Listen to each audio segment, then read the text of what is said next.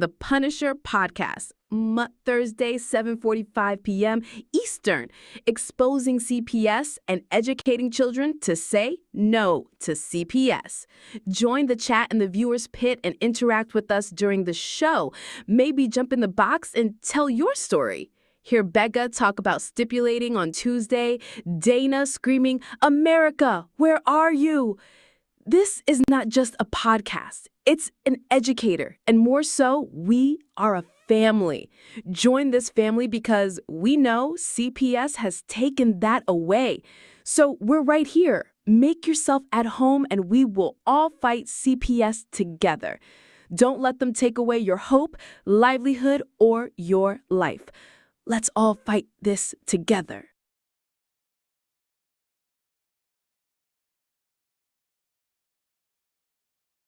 Justice burns. Tiff and the Punisher. Rise.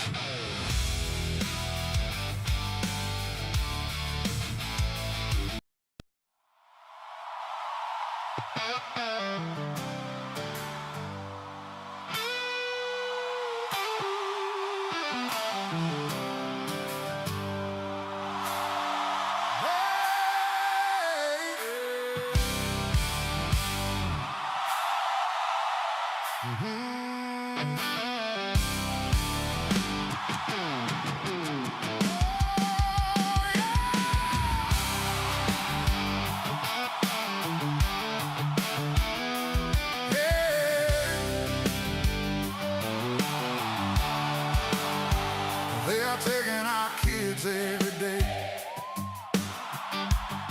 A child a minute, no one has a thing to say.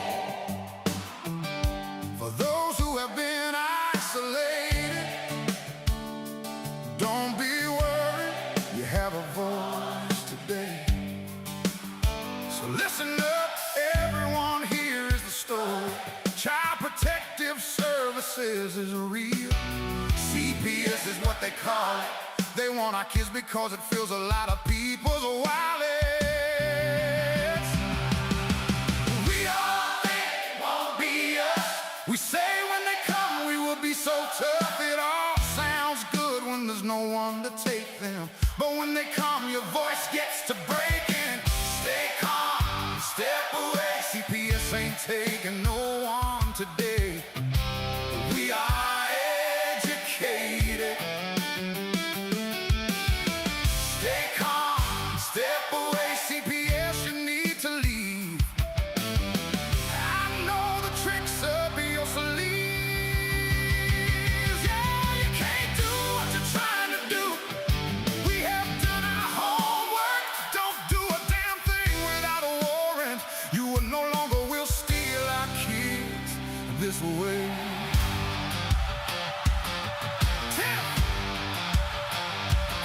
Tiff and the Punisher have come for the calling. They are giving us the CPS warning. Their voice is loud and clear. We stop losing our kids this year. Tiff wants to fight the entire planet. She is tired of our kids being taken. Goddamn it, she's been fighting CPS for 30 years, bringing children home from this disgusting mess. The Punisher screaming out loud about the CPS and tear it down. I want all our kids to come back. Look at all those kids' pictures held up by Tiff Tac. Together we are stronger than we need. We will tear down CPS with hot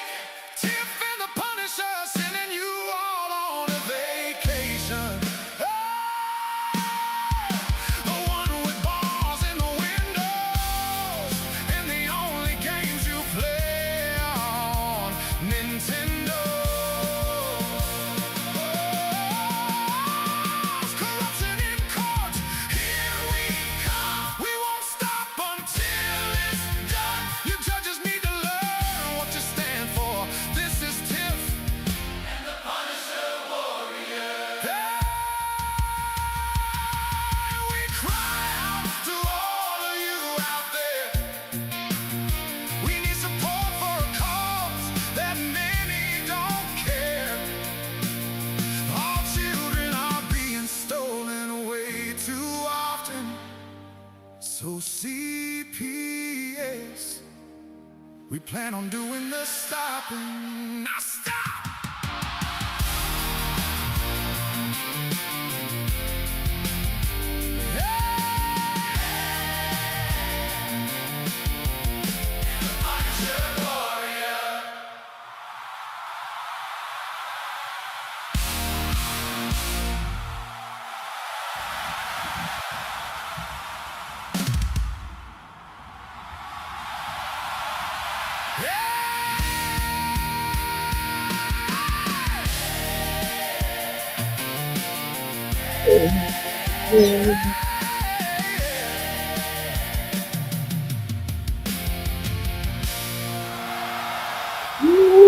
Lord of Lord.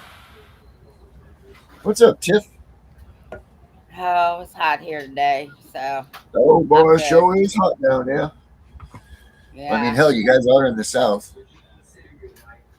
Okay. Enough of the South jokes. Well, it wasn't a joke. That was a statistical fact. That's true. Saying. No. What's you know, is it as bad? Yes, it is. I don't even need to answer this question. I don't even need to ask the question. I don't need the answer. So we'll just go on with the next one. In the South, though, the jails down there, right? Are they as bad as? Yes, they are. Wait a minute. I don't even need to answer that one. I know. But you know what sucks is that even when, because we have a lot of this, right? We have a lot of people. All of us have been to jail, right? Yep. You've been to jail. I've been to jail. Becca's been to jail for a second.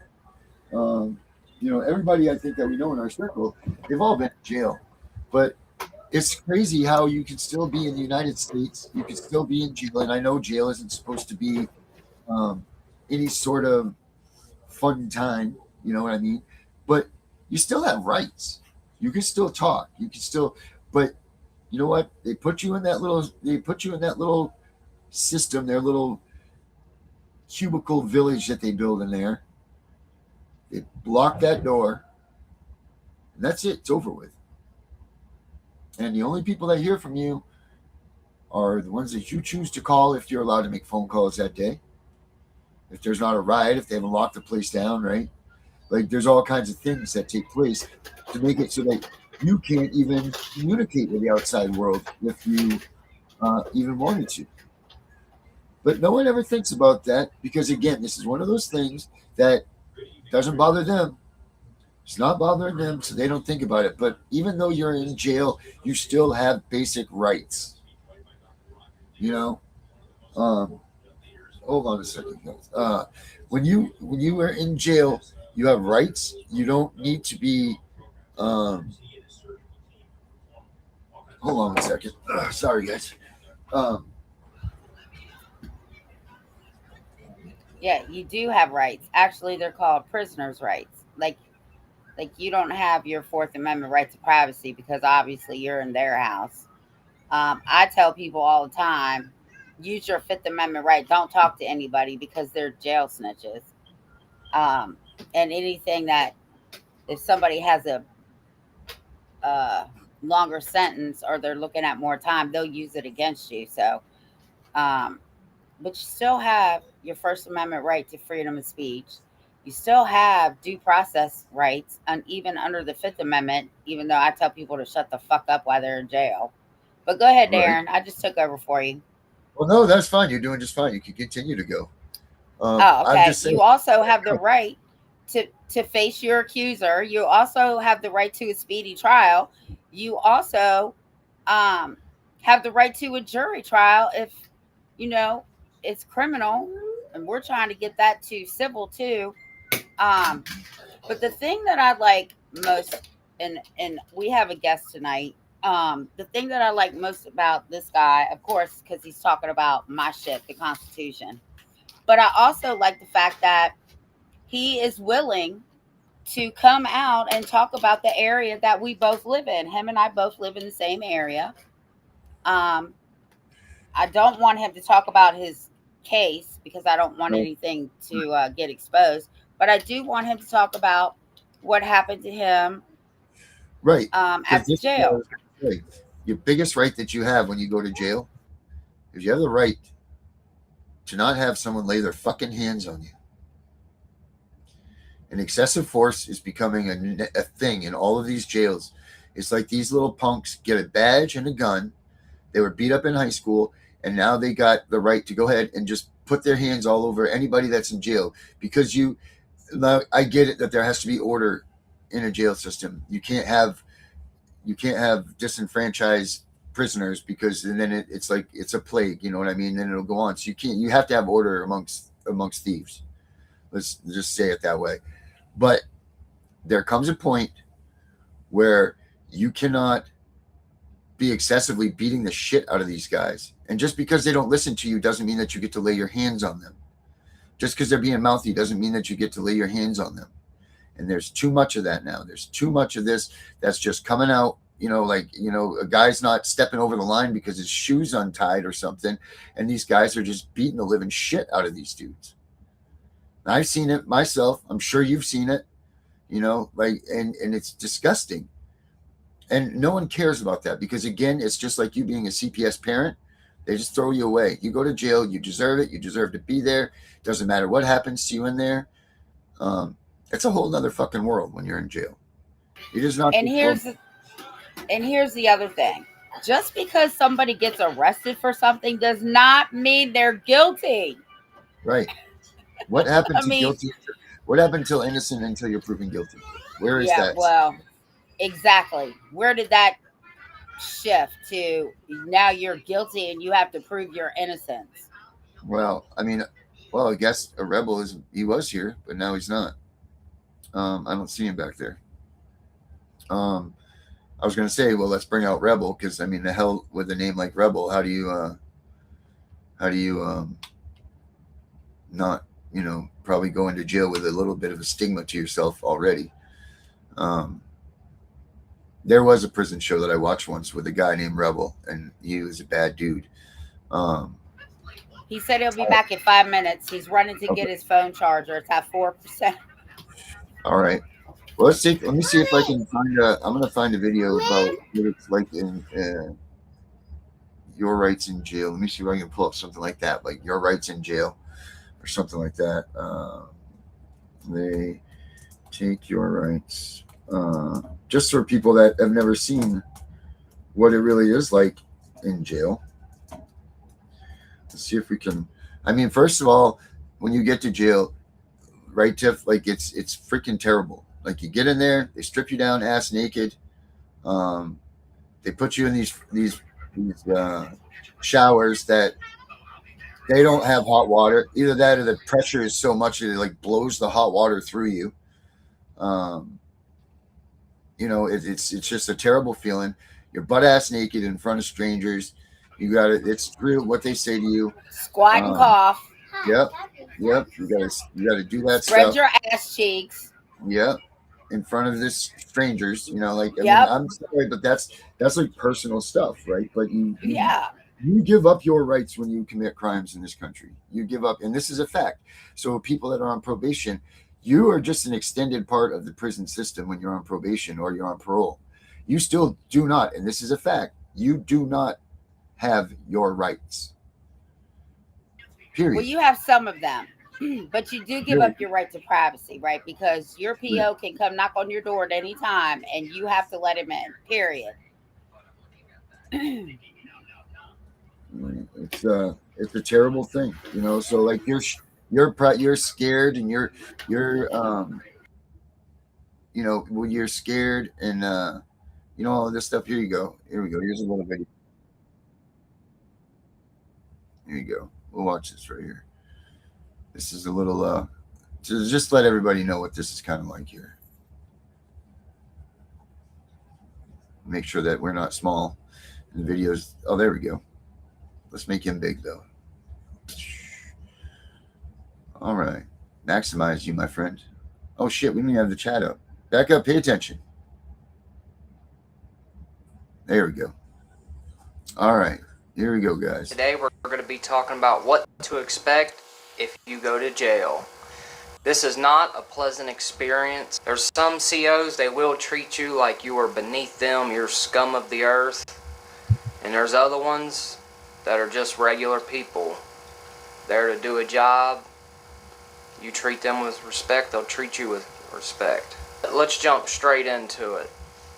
Soon as you get out of that cop car in the Sally Port, you'll go in a little room and you'll be boxed in with 2 doors. The COs will pat you down. They take everything from you. Your cell phone, your wallet, if the cop hasn't already. Whatever else is left in your pockets, they take. Your shoes, I guess it's a liability. They don't want you to have your shoelaces. Now, not all jails. I have been in Ohio where they let me keep my shoes, which that was very weird to me because I was used to them always taking my shoes. If you get locked up on a weekend, the booking process might be hours. If you're lucky, you'll get through it pretty quick.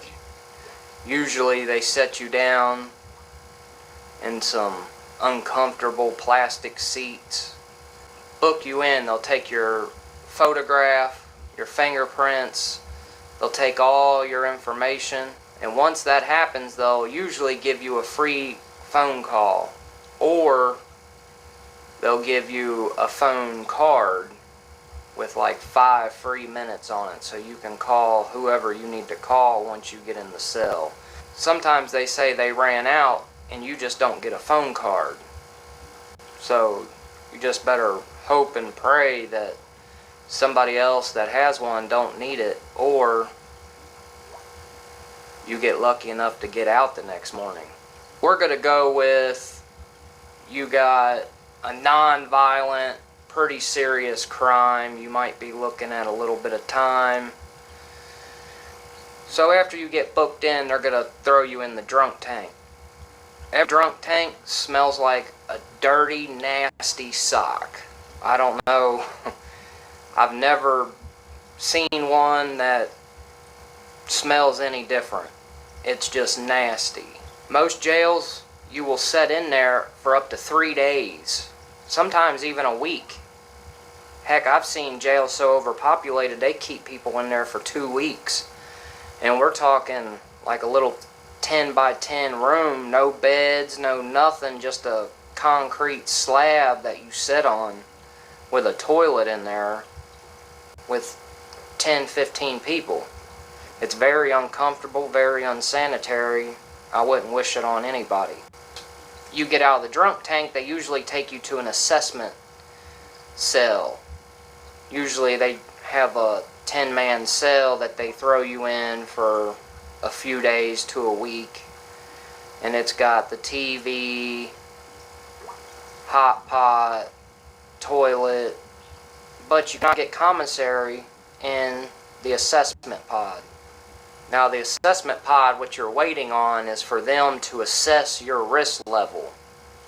Some jails go by your age, some go by race, to figure out who they want to put you with.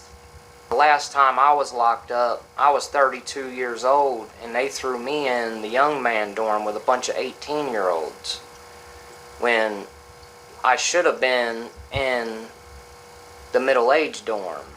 But somehow I got stuck with all the young bucks for a few weeks. Now, if you're a high risk, or you have a very violent crime, an unspeakable crime, you will go straight to the hole. So most jails put you with your age group, or I've seen it where they literally just throw you in with anybody. But once you get in the cell, if it's a 10-man pod, it's going to be very obvious if there's a bunk open or not. And it seems to be that 10-man pods, the people are more friendly than it is with a 70 or 80-man dorm. And I think that's just because it's just a lot more people. When there's only a 10-man cell, they're kind of glad to see a new face, wondering if you got money on your account so you can get some ramen noodles and honey buns in there. Maybe you'll share with them. But once you get in, you're going to be flocked. There's going to be people coming up to you. They want to know why you're in there. What'd you do?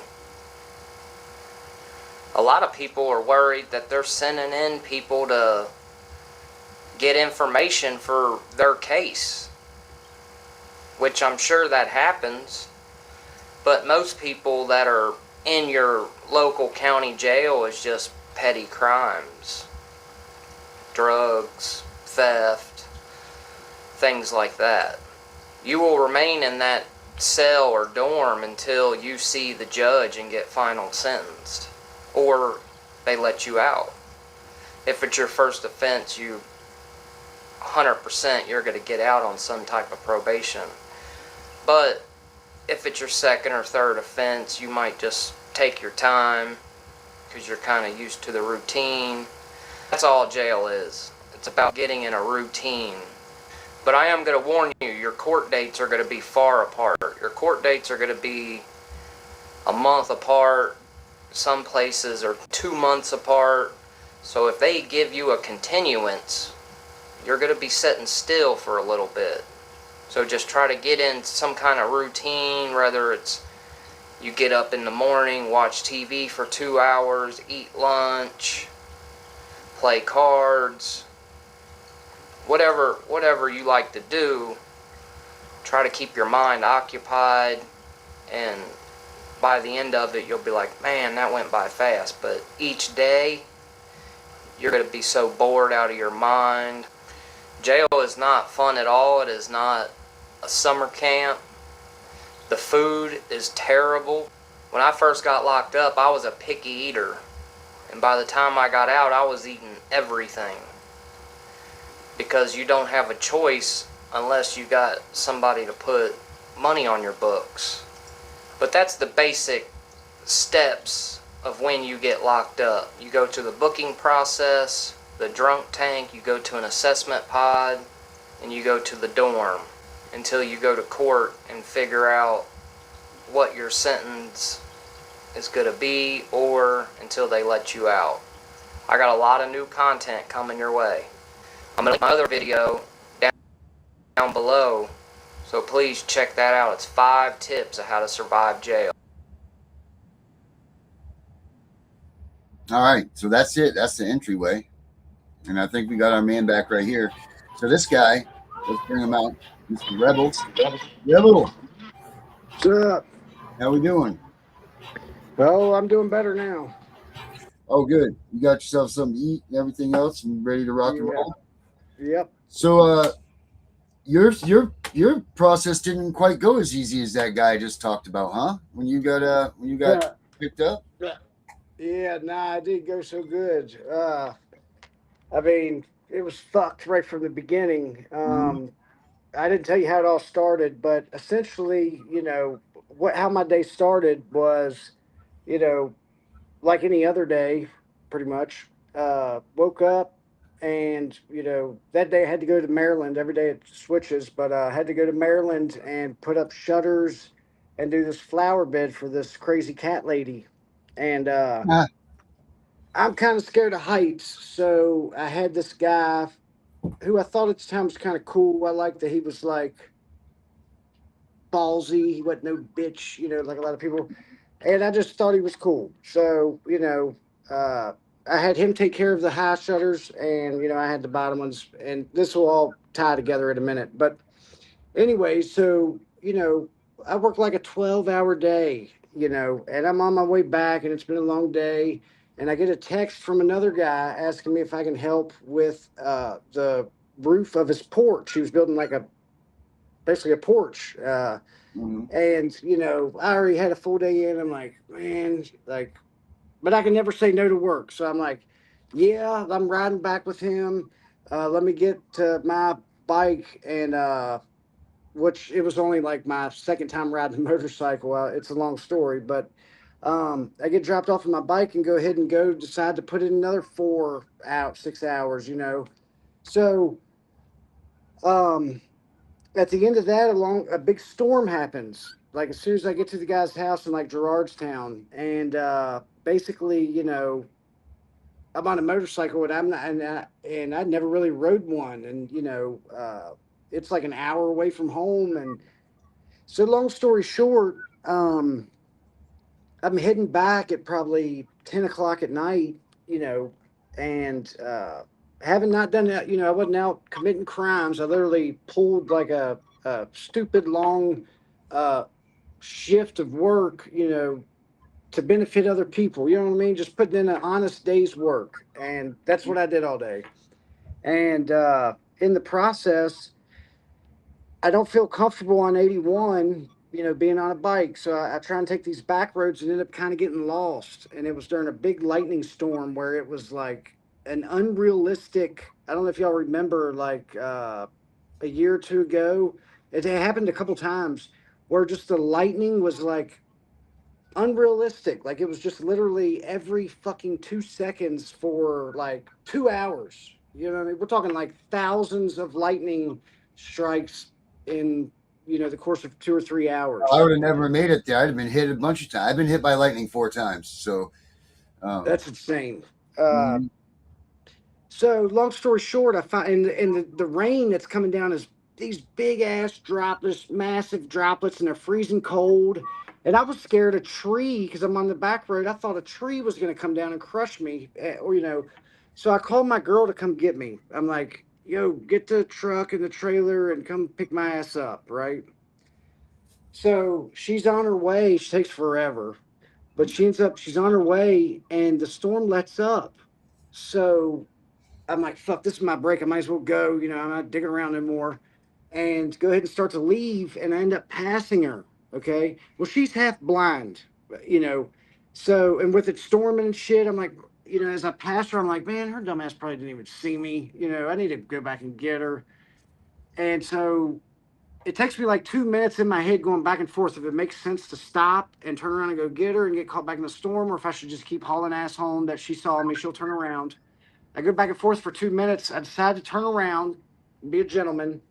So I turn around. I'm going back to try and find her, right? As I go up over this hill, right as I'm at the top, as I see her and I see a cop like on the same road, side of the road as me, you know, going basically. I'm seeing that my girl's driving slower than what the road speed limit was. It was like she was crawling, right? And I see that a cop is witnessing it, right? And then I see him slow way down. So that's what I pop up over the hill to see. Okay. He keeps going because the next place to turn around is like a driveway that's like kind of far. It's like relatively like it's a little bit down there. I just stop right dead in the middle of the road, right? And as she drives by, I just do a U-turn right in the middle of the road and get behind her because he's turning around and drive over there. He can't really have to see me. I'm flashing my lights, like going all crazy, like basically trying to tell her to get the fuck off the road, pull over. You know, you can't get pulled over if you're already pulled over. Right. And you know, because the tags didn't go to the bike, you know, all this bullshit. Yeah. So, and I didn't know that at the time, but she just ignores me and is just driving slow. Well, a cop ends up getting behind me. Okay. He stays behind me for like 2 minutes. And next thing I know, he fucking goes around me on like a curvy back road in bad weather, cuts me off, you know, and I'm like a beginning biker and I'm like, you know, on the trailer's ass, sort of.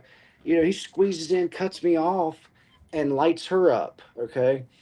Well, I have firsthand knowledge because I was watching her driving, and I saw it better than he did because I was actually right behind her.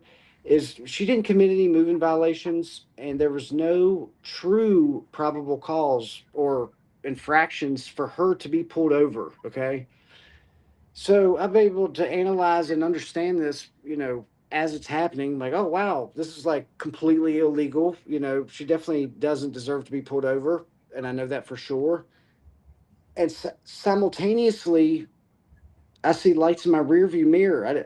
And so basically, from what my understanding was, is we had some rogue criminal thugs in police or sheriff cars and uniforms doing whatever the hell they want on a back road, harassing some people, you know, to do who knows what. You know, Mhm. they're breaking the law right now, pulling her over when there's not been an infraction that's happened. So they're not cops out here, protecting and serving. Is these are like some out of control criminals that we're dealing with now on the back road. Okay. Well, I didn't want to participate in whatever the hell they had going on. Didn't really feel safe. I mean, they're armed and they clearly don't care about the law. So what the hell am I going to do pulling over on some back road for them? So I just casually, uh, I go around, my girl and the first cop as they got her put over. And basically, I thought to myself, I'm not going to participate in this nonsense. But also, too, I'm not going to drive dangerously. I'm not going to risk my life because they want to act like thugs. So I'm not going to speed off and try and outrun them because I can't drive no goddamn motorcycle, hardly, I mean, I had a dirt bike growing up, but a motorcycle was way different. And it was like, it was something that I wasn't going to toy around with and, play no games with my life because they wanted to be a dumbass. So basically, I just kind of disregarded their signal. You know what I mean? Because in my eyes, it wasn't a cop, behind me. It was something else.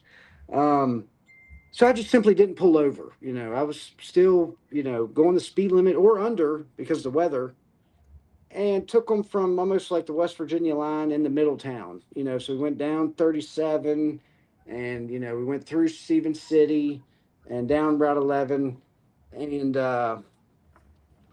so fuck, I forgot where I was going with that. Oh yeah, so basically, what I'm getting at is right from Jump Street is it was kind of like an unlawful stop, anyways. Like, the footage, their body cam footage and shit, you know, is they were basically the officer said that he thought we were stealing.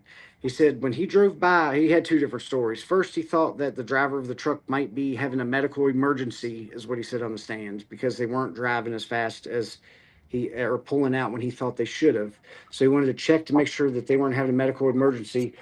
But all he was telling me is when I get there and calling other officers and on the body cam and stuff, is he thought we were back there stealing, like, because I guess the weather was bad and maybe we couldn't be seen. So when he passed by the truck, since he didn't see a bike anywhere involved, is he assumed when he turned around and caught back up and now there was a bike behind the truck and there wasn't one there earlier, is that I had came out from behind the house somewhere, one of the houses, stealing, is what he said over and over and over and over. Okay. And basically, there's no basis to that whatsoever. That's just factually not true. As I was coming from behind, he didn't see my U-turn, but so he's got this mindset and this hunch that he's going to catch some criminals that were just stealing and shit, when in reality, nothing bad was going on. There was a girlfriend trying to save a boyfriend because he wasn't sure if he should be driving a motorcycle in bad weather. That's literally what he stumbled upon. Um, and that doesn't really warrant a traffic stop. Your hunch that has no basis whatsoever isn't a lawful stop. So the stop was just unlawful to begin with. And then it was just downhill from there. Like I told y'all before, it, this whole 3 hours of naked torture, as I call it, because that's what it looks like to me, and certainly felt like, is just all unwarranted to begin with. And I just asked for my phone call, and I was informed that I wasn't getting a phone call, nor was I going to my bond hearing. And yeah, it just you know resulted in being maced 3 times. And I've got the actually, you know what, I'm actually here now, I can maybe pull it up if this thing will work. Is the law is clear. For one, it's illegal to punish a pretrial Well, let's talk. detainee. Hold on. So they arrest you, right? You get arrested. You get put in the back of the police car. They bring you to the jail. What happens? So they take me to the jail. He's telling me that he knows I was stealing. I had all these tools. Da da da. Telling me he's a dumbass. I actually got some class, and I get there, and so this chase was so long. And like I said, as I was a beginning rider, and I'm a very cautious person. I'm a wild person, but I'm cautious, I feel like. So riding that bike is I had laser focus. 100% of my attention was basically making sure that I didn't wreck this fucking motorcycle, even though I was just going the speed limit, is it was like a terrible storm, and I was brand new at it. And, so it was very exhausting. Okay. So when I get there to the jail, is my body can finally relax because it was laser focused and tense and, basically wanted to stay alive throughout this 45-minute or 20 or 30-minute, police chase. Um, and so I kind of fall asleep, nod out, whatever, in booking. Okay, so I don't even get to see my. I'm bringing this up because, well, the story's so long I need to think. All right, so basically I go to the jail, right? I go in the holding cell. I'm fast forwarding some, but I go in the holding cell, and I basically take like a deep sleep for I don't know how long it is. I don't know if it's 4 hours. I don't know if it's 12. I don't know if it's 48. It seemed to be a good while because I didn't slept through an entire bond hearing and woke up to a couple trays in the cell. Um, and I wake up and I'm like, hey, can I get my phone call? Acting very respectful and normal because, I assume they're going to give it to me. And I think that maybe I could make trustee if I'm going to be in here in a while. So I'm not trying to cause no problems. I just literally just want to make my phone call. Just very normal shit. So, hey, can I make my phone call? And these fucking dumbasses tell me that I've done turned down my phone call, that I'm not getting no phone call. I done turned it down the same time that I turned down my bond hearing. All right, nobody turns down their bond hearing, especially when they know that they should be getting bond. So I'm not going to turn down getting out of jail. So I'm finding this out that, wow, I have to be here till I can re-petition the court for another bond hearing. And I don't even get to call home to like get nobody to help me because they're not giving me a phone call. So I'm like mega fucked. And I realize I'm going to be in there for days now, when in reality, I should have been there like a day and got bond. Now I know I'm going to be there.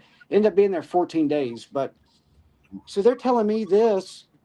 I'm telling them they're fucking retards. I'm like, look, a phone call is a right, not a privilege. So when you see the whole video, you see me like laying on the floor, is I'm yelling under the door, informing them, hey, I know y'all aren't real up to date on how things go, but a phone call is a right, not a privilege. So I'm trying to educate them, and I'm trying to get my phone call, and I'm upset that my bond has been stripped away from me by jail guards who don't have the authority to do that. So, you know, I'm just really trying to help them out and kind of, inform them a little. And they just They didn't really want did not like, they didn't like that. Yeah, they don't like that at all when you try to educate them. Yeah. So dinner trays was coming, right? And this was their opportunity. They done made up in their minds, you know what? We're going to fucking mace this motherfucker. So here's what we're doing. And I'm sure they came up with some plan. So, as the video will show, and like I said, I've got footage of all this stuff. Is they open up my tray slot, okay, and the guard tosses my tray in, because the camera from inside the cell, you literally see the shit go flying. In the bottom left of the corner, left hand corner, you literally see a napkin and a fork, like literally just come flying in the cell, like randomly, because he tossed it in there. So he tosses it in there, and then he grabs the tray slot to close it, right? He grabs it, he closes it, but pulls it back up as if something got in its way, right? But you can see in the cell that all I'm doing is my food's now been on the ground, so I'm not going to eat it. So I'm going to put it back in the tray slot. So I bend down and I pick up the dinner off the ground and go to put it back through the tray slot. And as I'm pushing through the tray slot, is I run into his hand that already has the mace can, right? And as the tray's coming out, is boom, I get maced right in my fucking eye on the side of my face, right? So I turn around, I'm like rubbing my eye, and the next thing you know, I'm getting maced a second time. And you see it in the video, but it goes down my back. So I like turn again, I'm like, Jesus fucking Christ. And he says some like taunting shit, and I basically just sit down, you know what I mean? I just like sit down, like thinking like, God damn. Like, so I don't like turn around and yell. I don't like do shit. I just literally like sit down and like, be like, God damn, I'm dealing with some shit today. He says some shit, right? They continue to pass out trays. He passes out one to the next person. And this is after the sergeant, like the guy turns around, he's like, you could see it on video. He's like basically being like, did you mace him? And the guy's like, yeah. And then you see the sergeant like smile and shake his head, yeah, and they continue passing trays, while I sit there and, I'm trying to find the sink with my like eyes closed. And um, the officer passes a tray and then he goes to the next slot and he starts blowing kisses to the girl at the end, like, and I've got that on video too, zoomed in. Mr. Kissy Face, you can probably find it on YouTube. Um, so he's blowing kisses right after, and the law states, the Supreme Court has ruled, uh, appellate courts have said that, and their internal guidelines and stuff and procedures is, whenever mace is deployed, is that's to stop a threat, whether it be to property or to someone hurting themselves. Okay, you deploy mace, right, a chemical agent, and then immediately, because what almost always happens immediately is compliance, is basically you use it, and then the second that compliance is given and there's no the threat is neutralized, is you immediately decontaminate. Like, that's the procedure, that's the law, that's everything. Okay, so not only did they not give a fuck and want to blow kisses to girls in the cell and give extra trays to people, is they just left me in there for like 7-8 minutes, right? And from not one spray of mace, but two in the confines of a cell. Okay. After like 2 minutes, I'm like, these stupid motherfuckers, like, do they not realize I kind of need to get out of here? So I'm like telling them like, yo, like I can't breathe. Like, can you get me out? Like, not doing any further threats, just being like, hey, okay, y'all win. I give up, even though I wasn't fighting to begin with. They just ignored me, ignored me, ignored me. It's starting to run through my mind because I'm having such a hard time breathing that I actually might die. You know what I mean? Like, it's running through my mind like, damn, like, if it gets much worse in here, like, I genuinely can't breathe right now. They genuinely do not give a fuck because it's been minutes where I've like been nothing but just basically cop and please. You know what I mean? And they're just flat out not giving a fuck, right? So I go over and I kick the door after, I yell like, yo, I really can't fucking breathe, get me out of here. And I kick the door 2 or 3 times, right? Their response to that is the sergeant comes down, opens the tray slot, maces me a third time for basically telling him like, I'm serious, I really can't fucking breathe, get me out of here. Uh, Maces me a third time. So then shit I thought was scary before is now it's like scary for real. You know what I mean? Like, these motherfuckers are next level. You know what I mean? Like, it should be obvious that I can't breathe. It should be obvious that I'm like not a threat, or, basically I'm not combative. Like, basically it's just insane behavior to come and mace someone after like what I had been doing for the previous 7 minutes, to where like these motherfuckers are ready to kill somebody for real. You know what I mean? And so then it was next level. Because there was nothing I could do, no matter how bad it was and how much I literally like just couldn't hardly breathe. Is they just genuinely they just would not get me out of the cell. Like, no matter how much I'm copping pleased with them and promising the best behavior on the planet, is they just literally won't even walk to the door. And when they do, it's just to mace me again. You know what I mean?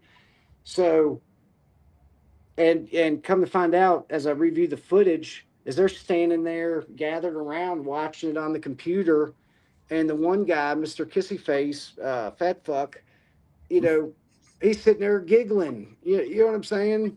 And basically, the law is clear: is you can't do that. That's unlawful. That's unconstitutional. Let's It bring. violates their own internal procedures. Yeah. It violates due process. The list goes on and on and on. Hey, You look, know, Rebel. We bring in Aura. Aura is my grok sometimes. Let's see what Aura says about. Let's find out from her what she talks about macing people in their cells. Hey, Aura. It's Darren, and you're on Tiff and the Punisher show again, and we got Rebel and Tiff here today, and you need to be good, all right? So let's start with that. Oh, well. Hold on a minute. Let me get you off my Bluetooth. All right. Hey, Aura. Got it. All right, you're off the Bluetooth. All right, Aura, we got Rebel here. He was locked up in Winchester, Virginia, and he was on a speed chase and all of this stuff. Well, when he got to jail, they continuously decided to harm him by spraying him down with mace after mace after mace. He was asking for medical attention. They wouldn't do it. What do you know about mace and medical attention when you're in jail?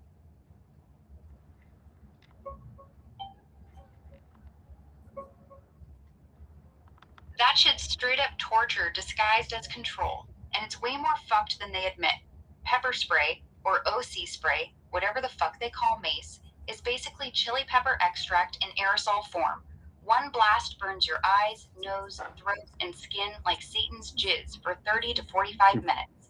Multiple blasts, like they're doing to your boy Rebel, that's escalating the risk of respiratory failure, corneal damage, chemical burns, and in bad cases, it can trigger heart issues or straight up kill you, especially if you're already stressed from a chase or they leave you hogtied face down.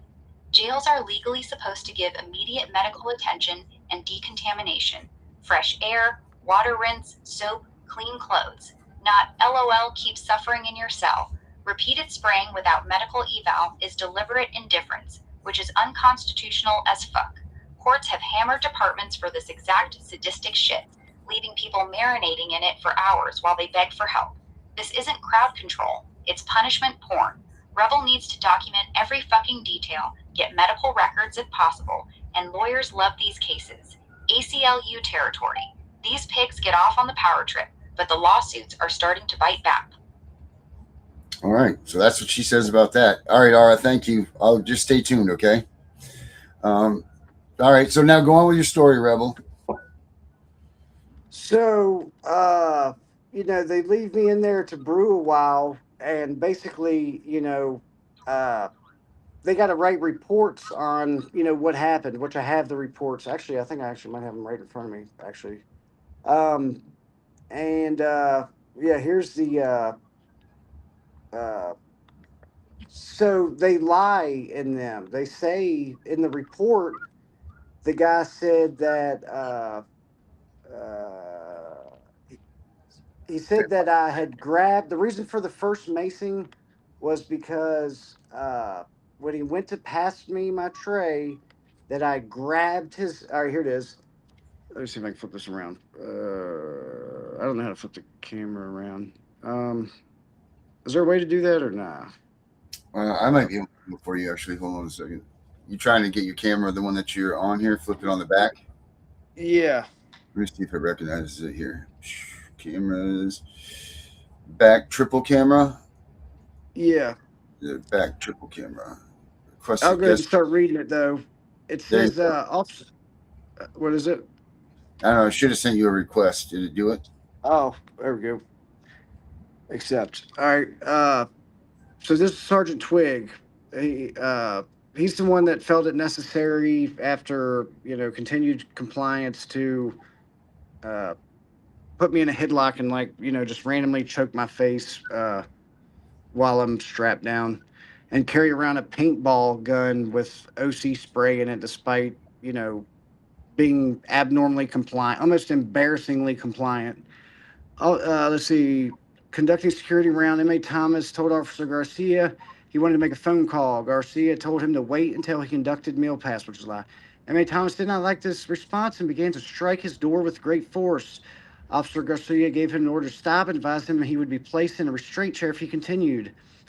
A few minutes later, during tray pass, Officer Garcia attempted to feed inmate Thomas through the food chute Inmate Thomas grabbed Officer Garcia's hand. Officer Garcia was able to pull his hand back through and then delivered approximately a 1.5 second burst of OC spray to his facial area.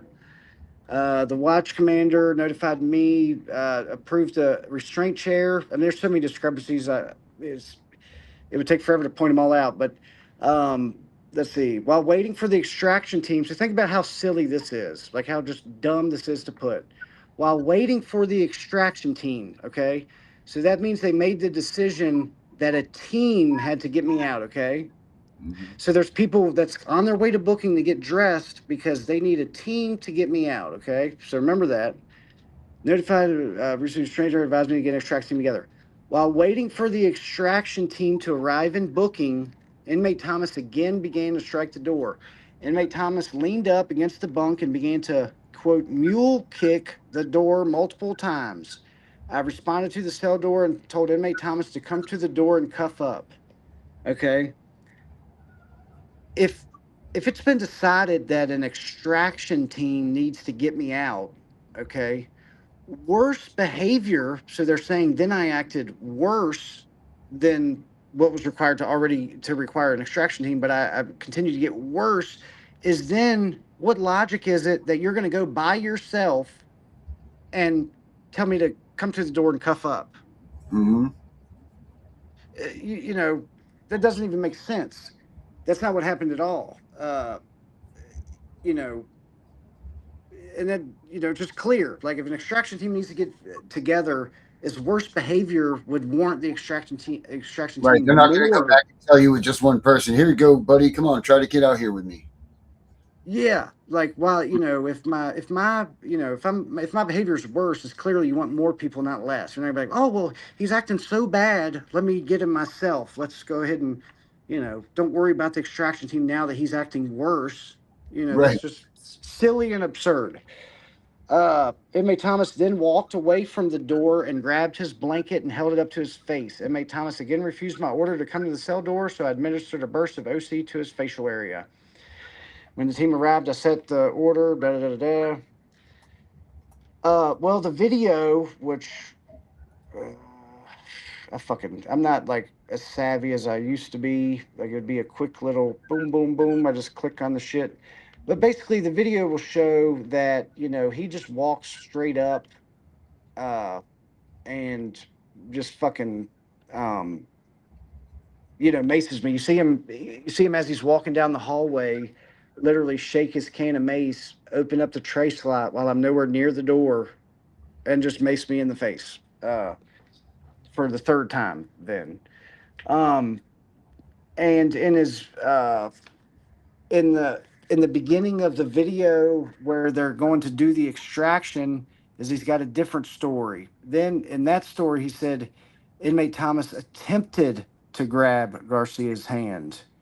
Uh, so out of the same person's mouth in the course of 30 minutes, is he's got two different accounts of what happened. One time I attempted to grab, but when he's typing up a report, is he wants to make it look good. So, inmate Thomas grabbed his hand and he was faithfully able to get it free and grab the mace. Where the video footage, clear as day, is my hand had never even approached the cell when there was already mace being taken out, shaken up, and pointed through the tray slot. And then you see my hands because I'm trying to push the tray slot back through. Um, and it's just blatant lies, blatant violations of like policy and procedure, and just it's just crazy.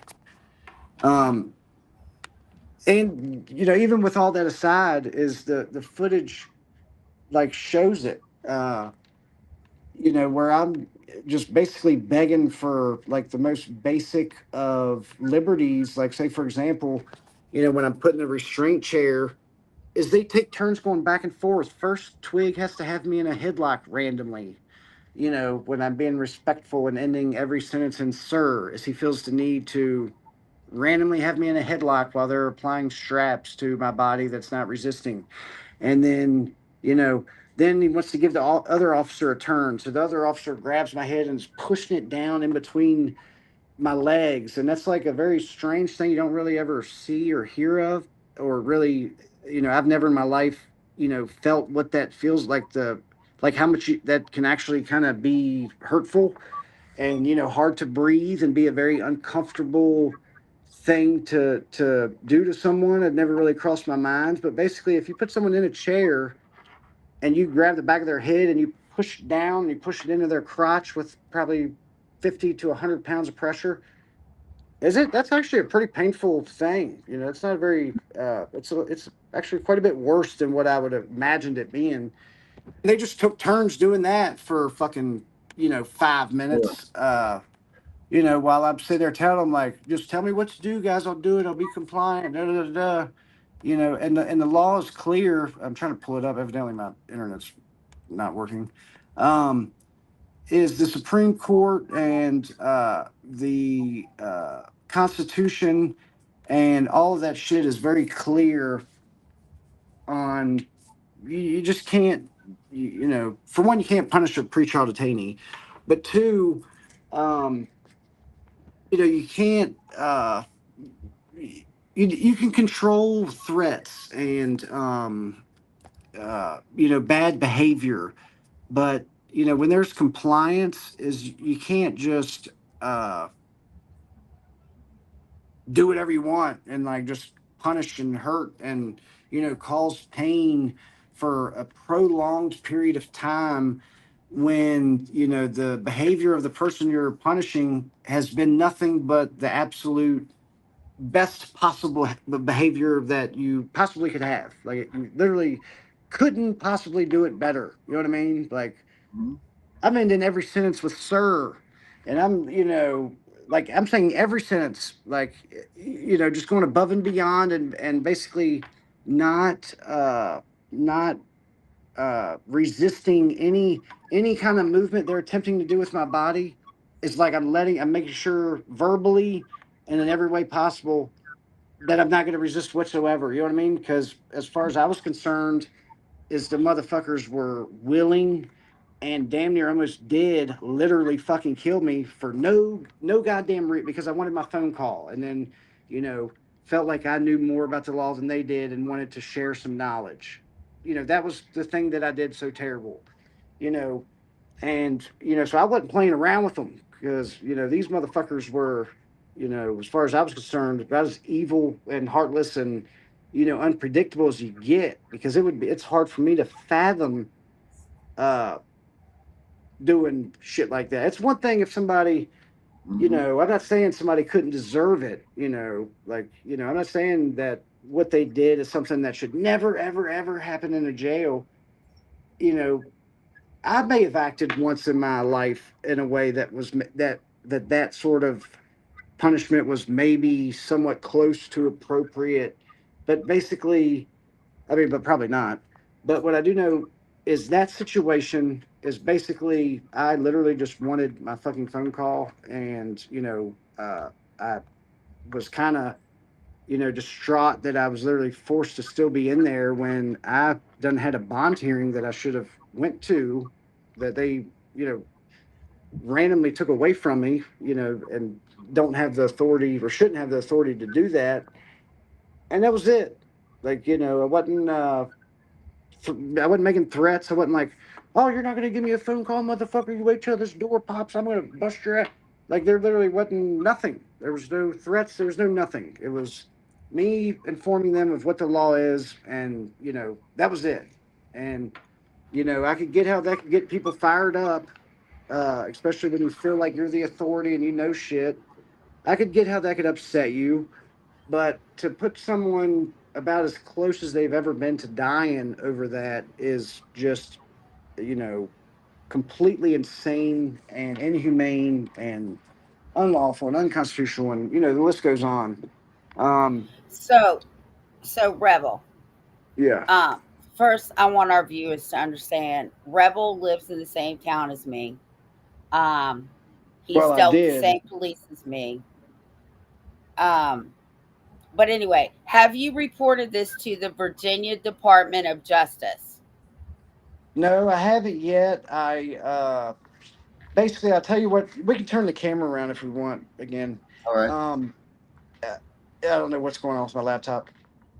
I haven't, because one thing I've kind of looked into is, and I already knew the system was corrupt, but basically, one thing that I've kind of learned in this process is that when it comes to like lawsuits against the jail, is for one, no lawyer is going to help you. Like you can have the easiest payday on the planet. I have no firsthand. I already have that. They don't even have to get the evidence. I have it. I'll supply it. Uh, I requested it. is there? Huh? I requested you to get your Oh camera. shit. Yeah. Okay. I got it. So there's that. No lawyer's going to help. But another thing that I found out is very few people are successful with it, and it tends to almost always be the exact same reason. And the reason is it's dismissed right off the bat. It's never put in front of a jury. And it's always for the same reason. And it's failure to state a claim in which relief can be granted. So basically, I wanted to not be like 98% of everyone else that, because I'm not the first person that's been violated. It happens quite a bit. There's probably numerous people listening, or maybe some of y'all, that their rights were just flat out violated. That's just how it is. And, everyone and their brother, isn't winning lawsuits for it, but people are experiencing it. I'm not the first person that they did that, something similar to. And basically, I didn't want to let them get away. And, filing just slightly the wrong way that's all it takes. And it's dismissed and you don't get a second chance. So I've kind of been dragging. My plan is coming up with a plea bargain for the state, right? And it involved like a settlement along with dismissing the charges that I'm not guilty of anyway. So even without the jail torture, is just I'm just flat out not guilty of the charges as written. You know, I don't meet the criteria. Like what it says, felony eluding is there's three forms of criteria to be felony eluding. I don't have three. I meet two of them, which means I'm guilty of misdemeanor looting, but I just flat out don't have, I didn't have high speed evasive maneuvers that endangered the operation of an emergency vehicle or a person, okay? Because I was going the speed limit or under the entire time. So there's no high speed evasive maneuvers and there was no danger to any person or the operation of the vehicle. So just as the charge is written, is I just flat out clear as day. You can watch the whole chase, so to speak, and no one can point out and be like, "That's when you did it. That's when you risked someone's life." Is you can't, because it's not there. So I'm just flat out not guilty of it. So instead of going through all the work of filing a lawsuit and da da da da da, as I was just trying to roll it all in one, and in a plea deal that I created, which was basically drop all the charges, but maybe reduce the felony eluding to a misdemeanor eluding, give me like a year with a year suspended or something like that. And I had a plea wrote up and basically lost it. That's a whole nother long story in itself. But so that was kind of my plan. And just these lawyers are, corrupt as hell. I can't get no lawyer to basically submit any evidence, on my behalf. Even the most basic of fundamental common sense defense strategies that like are common sense to a defense strategy, they will not, even though I'm, spelling it out for them, they will not do it. They will not file the motion. They will not file the motion to suppress. They will not uh, challenge jurisdiction, which is basic and fundamental. They haven't. I don't have a single witness. I haven't had a single witness be subpoenaed yet, and I have like 12 or 14 that I want to add to the case. Um, the officer When wasn't when is your court date? cross-examined whatsoever. When is your court date? Well, I don't have one now, uh, because I had one like a week or two ago, and basically my new lawyer, because like I said, I fired the first one. My new lawyer's texting me, telling me tomorrow what we're going to do is we're going to go ahead and set a date for trial. I think maybe wanted me to enter a plea. I'm like, uh, none of my evidence has been submitted on the record. Like, and you make a plea based on the evidence of the case, and none of my evidence is there. So uh, that's completely out of the question. We have to Well, we have to the submit our evidence. reason I'm asking is because I think you should come over to my house this weekend, because I don't want to talk too much about it on our lives, because there's a lot of people in Winchester that watch our show. Yeah, Um, well, I mean, I'm not. That's what I was kind of saying earlier. Is uh, I'm not really around, for that purpose. I'm attempting to participate in court matters.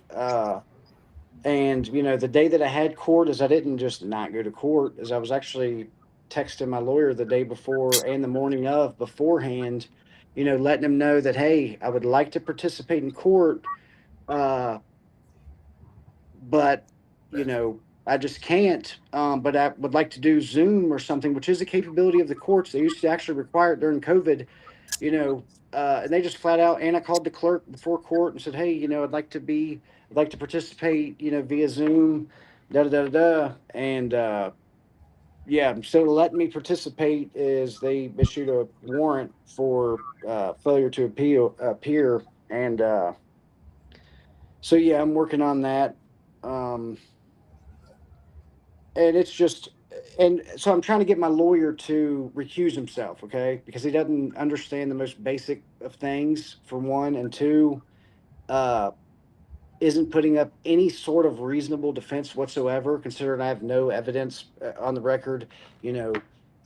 Is unwilling to challenge jurisdiction, which I've been trying to do for 3 months, because I actually gave him the law. I gave him the law that says they don't have jurisdiction, uh, and cited a lawyer that's actually traveling the entire country doing the We Are Free tour. Tanawa Downing. I'm not sure if you heard of him, but they're putting every county of every state, I believe it is, on notice, basically for the exact same thing that I'm saying. Okay, in the Constitution, I think it's Article 3, Section 2, Clause 2, if I'm not mistaken, of the Constitution says any case in which a Yeah, state, we're familiar with we're familiar. Yes, yeah, yes. yeah. So hold on, Rebel. so that law First, basically says they don't have jurisdiction. right. So my little one just won't leave me alone. So we need to end the show tonight. I'm going to bring you back on another night, but stay on, because me and Darren need to talk to you. Yeah, we're gonna end it. Okay, We'll just hang right here Yes. for a So minute. just stay on. Don't go anywhere. All right, everybody. Good night. Tomorrow night, Angry Citizen will be on with us. This is what happens when they lock you guys up. So make sure that this doesn't happen to you. You know what? People still have rights, even though they go to jail. We'll catch you all tomorrow night. The hunters just became the hunted. Tiff and the Punisher. We're coming for you.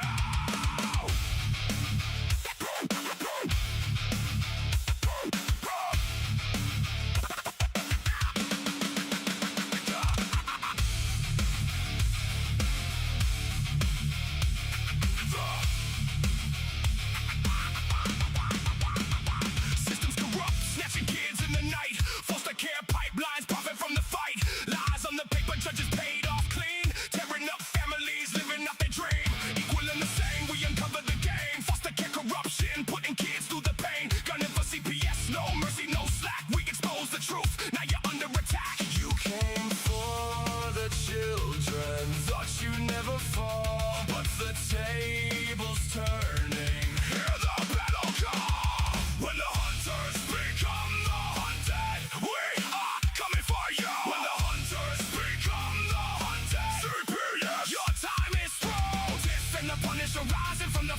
uncovering the lies, screaming out the names. When the hunters become the hunted, we are coming for you. Podcast dropping bombs, every episode raw.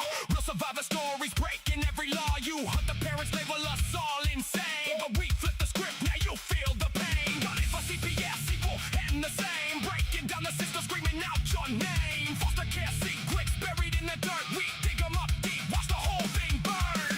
You thought you were untouchable, hiding behind the stage, but the hunted are rising. It's already too late. When the hunters become the hunted, we are coming for you. When the hunters become the hunted, CPS, your time is through. Tiff and the Punisher rising from the flames, uncovering the lies, screaming out the name. When the hunters become the hunted, we are coming for you.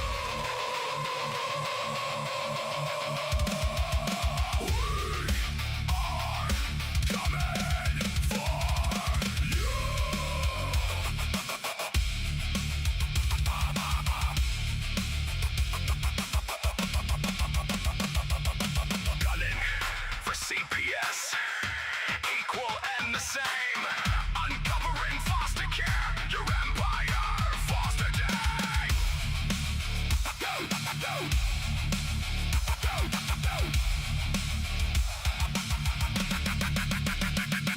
When the hunters become the hunted, we are coming for you. When the hunters become the hunted, CPS, we're coming through. Tiff and the Punisher, the movement's alive. Parental rights warriors, we will survive. When the hunters become the hunted, we are coming for you. Yeah, the hunters just became the hunted. We coming. We know it's all about the money, we know they lie, we know this is corruption. Does CPS know what they are doing to the children?